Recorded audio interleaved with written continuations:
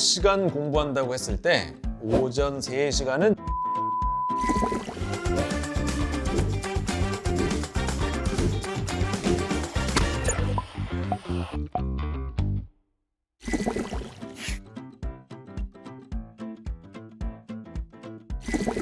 안녕하세요. 요즘 학생들의 거침없는 스터디 트레이닝 로버트의 이병훈입니다. 무더운 7월이 왔어요.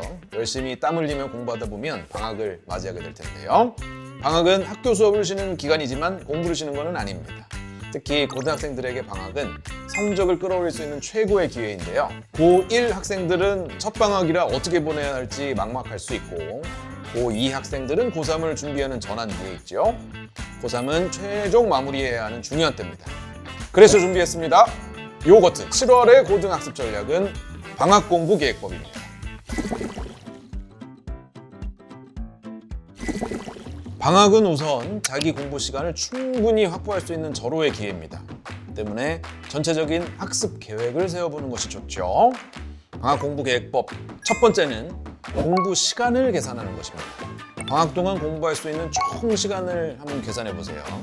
하루 몇 시간씩 공부할 수 있는지 파악한 뒤에 이를 주 단위, 월 단위로 정리를 하면 훨씬 더 효과적으로 관리할 수 있습니다. 학기 중에는 하루 5시간에서 6시간 정도 공부하는 것이 일반적이라면 방학 때는 최소 1.5배 이상, 가능하면 2배까지 늘려서 하루 10시간에서 12시간 정도로 공부할 수 있겠죠.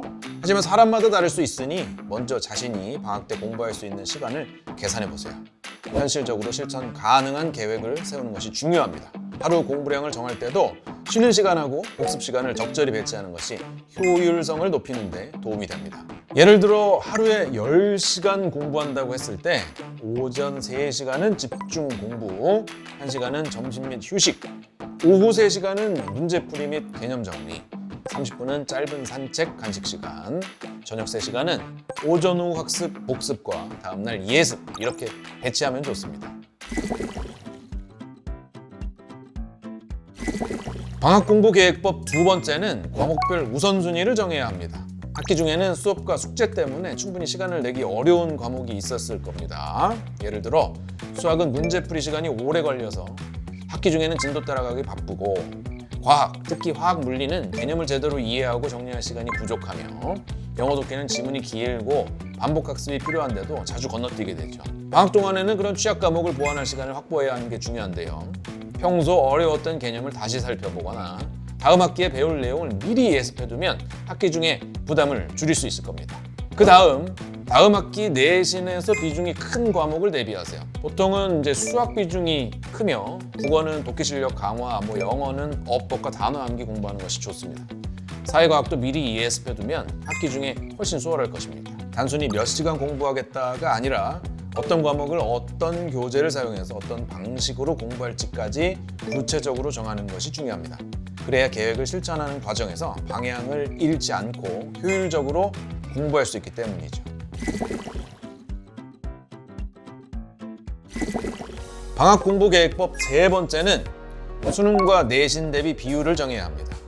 특히 고등학생분들은 방학 때 수능 대비와 내신 대비 비율을 어떻게 해야 할지 고민될 텐데요.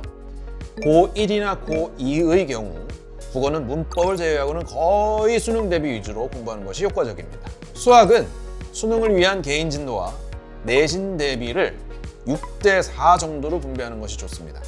영어는 수능 대비 리딩과 단어 암기에 집중하고, 내신 대비를 위한 어법, 구문, 작문은 8대2 비율로 설정하세요. 사회과학 계열은 수능보다는 내신에서 점수를 따기 쉬운 과목들이기 때문에 개념 이해 중심의 예습과 내신 대비 정리에 집중하는 것이 좋습니다. 단 고2라면 생활과 윤리, 한국, 지리, 생명과학, 원처럼 수능 선택 과목이 정해졌다면 기초 개념 복습도 병행하는 게 좋아요. 고3은 방학이 지나면 바로 수시 원서와 9월 평가원 모의고사, 수능이 다가오기 때문에 수능 대비의 방학 시간의 80에서 90%를 집중하는 것이 일반적입니다. 내신이 중요한 학생은 수능과 내신 비율을 7대3 정도, 정시 중심 학생은 9대1 또는 10대0 비율까지 수능에 올인해도 됩니다. 지금까지 방학 공부 계획을 어떻게 세우면 좋을지 이야기 나눠봤습니다.